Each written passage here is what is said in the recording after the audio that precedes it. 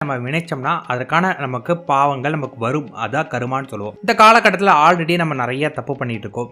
நிறைய கஷ்டம் மேலே கஷ்டப்பட்டுட்டு இருக்கிறோம். அதனால பார்த்தீங்கன்னா ஒரு உயிரை கொன்று அதை சாப்பிட்டுட்டு அந்த கருமாவை மேலும் கூட்ட வேண்டாம் அப்படின்னு ஆன்மீக ரீதியாக ஒரு விதத்தில் சொல்கிறாங்க. ரெண்டாவது, அசைவ உணவு சாப்பிடும்போது உங்களுக்கு கோபம், குரோதம், காமம்ங்கிற போன்ற உணர்வுகள் ரொம்ப அதிகமாக உங்களுக்கு வரும். மனம் ஒன்றாது. இதனால் கோவிலில் போய் நீங்கள் பார்த்தீங்கன்னா மனம் ஒன்றி வழிபாடு உங்களால் பண்ண முடியாது. அதனால் ஆன்மீக ரீதியாக பார்த்தீங்கன்னா நீங்கள் அசைவ உணவு சாப்பிட வேண்டாம்னு சொல்கிறாங்க. அறிவியல் பூர்வமாக பார்க்கும்போது சைவ உணவுகளான காய்கறிகள், பல வகைகள் உண்ணும்போது அது நம்ம உடம்புல செரிக்க ரொம்ப நேரம் எடுத்துக்காது, குறைவானது.